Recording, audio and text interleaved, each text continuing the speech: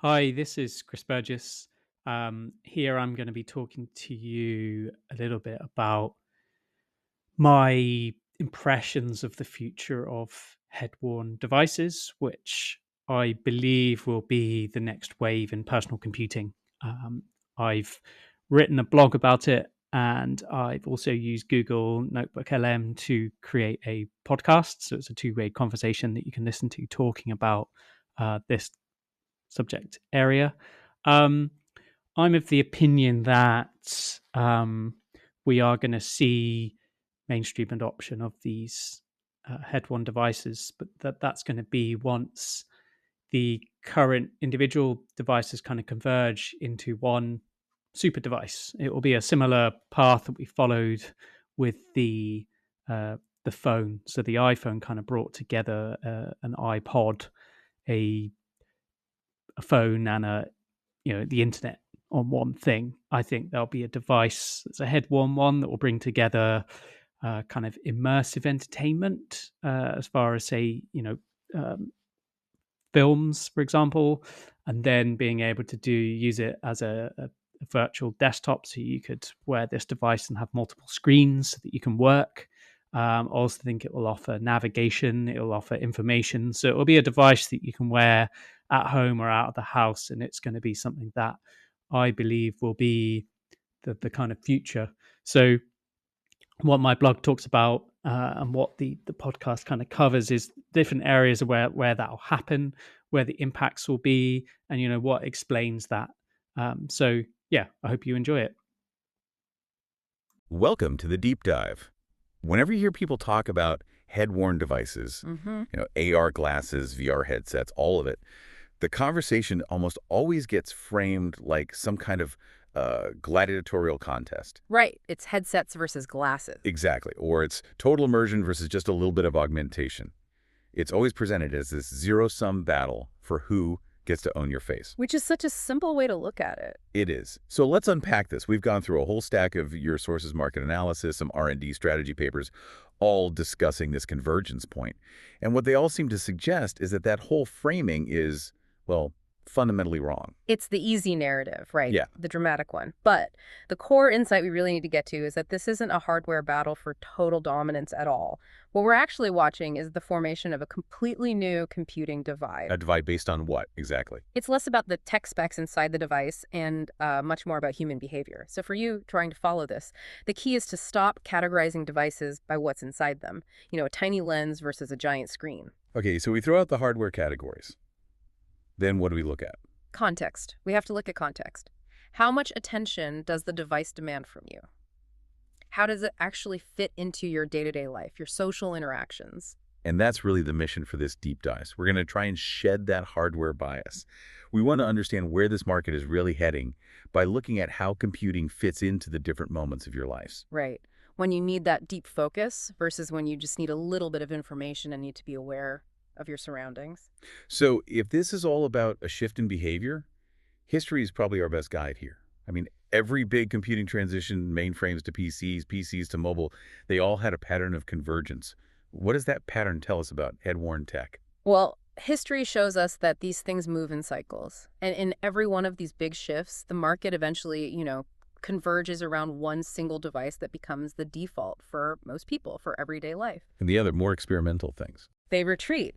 They find their specialized roles. I mean, think back to the whole desktop versus laptop era. Laptops won the mainstream, but not because they were some philosophically better idea. They just got good enough. Exactly. They became light enough, powerful enough, and portable enough to handle what the vast majority of people needed every single day. Desktops didn't vanish. They just, retreated to specific places. Like high-end gaming rigs or engineering workstations, places where you need that raw power in a fixed setup. Precisely. And then the next shift with tablets and phones, that really cemented this idea of the specialized retreat. Right, because tablets didn't really kill the smartphone. Not at all. And they didn't really replace work laptops either. What they did was absorb this huge chunk of casual laptop use, sitting on the couch, browsing the web. So the laptop became more of a dedicated work tool. It did. But the smartphone is the really crucial precedent here. It became universal. Its success wasn't just about what it could do. It was about its sort of psychological contract with us. What do you mean by that? Well, it's personal. It's always on you. It's socially embedded. It fits in your pocket. And it's basically indispensable, even when you're not actively using it. It allows for these super quick, low-friction moments. A quick text, check the weather. It became the default layer for our personal lives. Wait a second, though. A huge part of the smartphone's success is that you can put it in your pocket. It's invisible until you need it. Glasses are. Well, they're always on your face.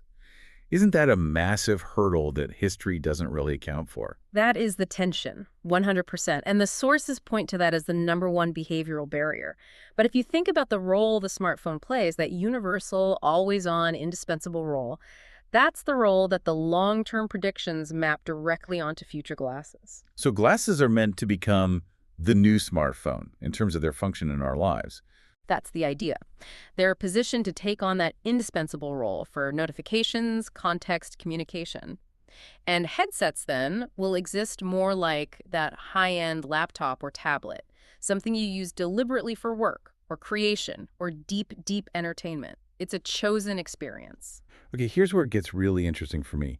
The sources stress that these categories only really mature when our behaviors converge around one device type, not when we just invent 50 different experimental gadgets. Exactly. The market has to establish a clear contract for daily life. And right now, the market is just wildly fragmented. You have audio glasses, notification glasses, things with one screen, things with two, screen replacements. It's honestly dizzying. And that fragmentation is actually a good thing for now. It's the market testing all the edges. But we can map that entire spectrum across 3 key segments, and they're defined by the intensity of the experience. Okay, so what's at the lightest end of that spectrum? At the lightweight end, you've got what are called HUD glasses, heads-up display. The main use case here is, navigation, maybe fitness tracking, basic notifications. The priority is keeping you in the real world. Absolutely. Situational awareness is everything. The experience is designed to be lightweight, to just surface a piece of information for a few seconds and then get out of your way. It's all about minimal power. So then moving into the middle, you get into a zone where you need more power, more fidelity, but you're still in public. This must be where the engineering gets really tricky. This is the really tough spot. We call it bounded immersion. Think about watching a movie on a plane or maybe collaborating on a document in a coffee shop. You need a bigger screen, you need clarity, you need a sense of presence. Which all takes way more power and better displays. Way more. But you still have all these social constraints. The device can't get hot on your face, you can't completely lose your peripheral vision, and you can't, violate social norms. The immersion has to be bounded. It has to coexist with the real world. And then at the far end, you just throw all that out the window. Pretty much. At the high end, you have the immersive headsets. These are designed to deliberately fill your view, to completely remove you from your physical environment. Their strength is that deep focused work or total sensory replacement. But like we said, that comes at a huge cost in terms of mobility and just, social acceptability. It's a deliberate withdrawal. It is. So if that's the tension, people want the freedom of lightweight glasses, but also the richness of a headset. How are R&D teams even trying to solve that? They seem like two opposing goals. Well, what's fascinating is that the R&D teams are all hitting the same fundamental physics problems, no matter what form factor they're aiming for. So convergence is happening, but it's not being driven by some shared ambition. It's being driven by shared technical constraints. What kind of constraints are we talking about? We're talking about the big 4: power consumption, heat management, optics, and weight. Those 4 things dominate every single conversation, whether you're building a massive headset or a sleek pair of glasses. So the forces are kind of pushing from both ends of the spectrum, squeezing them together. That's a perfect way to put it. Headsets are in a race to shrink, to get lighter, to be less socially isolating. They're trying to figure out heat and smaller batteries. Meanwhile, glasses are in a race to add more capability, like a bigger field of view and better tracking. They're solving the same math problems, just starting from different places. Exactly.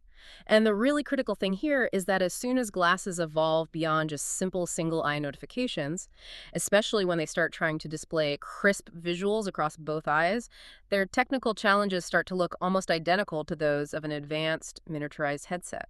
So the old categories, like this is AR and this is VR, are starting to fall apart. They're collapsing. I mean, you see the industry increasingly using this unified term, XR, or extended reality, for this very reason. The differences are becoming differences of degree, not of kind. Huh.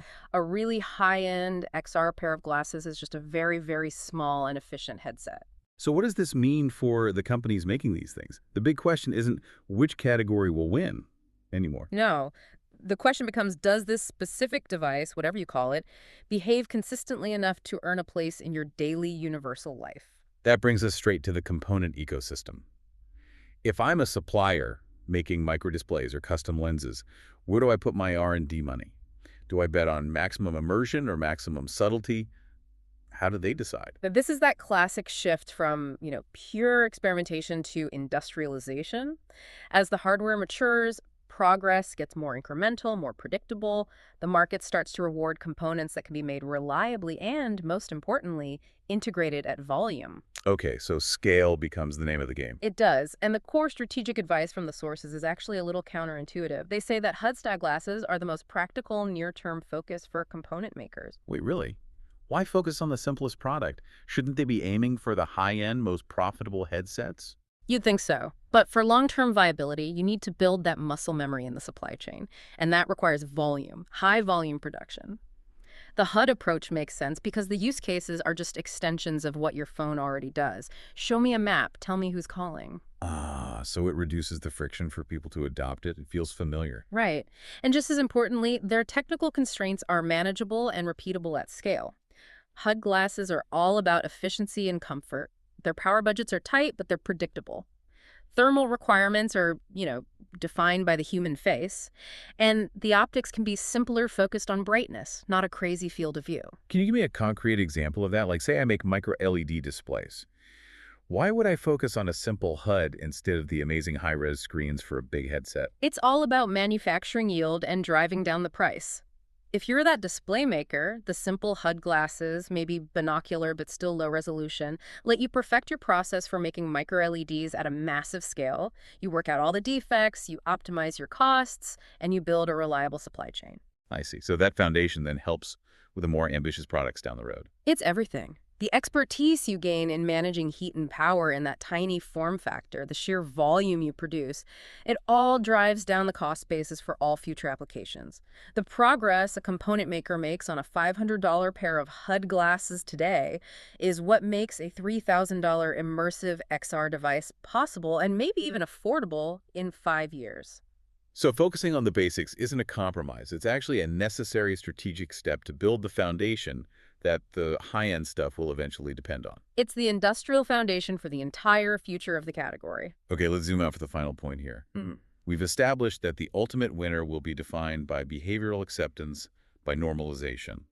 And your sources suggest true mainstream success will look a lot like the iPhone moment, maybe driven by one company that just gets the balance right. So what are the crucial practical barriers that have to be cleared for a device to become that credible default for everyday use? Right, these are the big roadblocks. There are 5 of them, and they all have to be solved at the same time. Okay, what's number one? First is component cost and availability. The device has to be sold at a price that reflects everyday utility, not some, early adopter novelty price.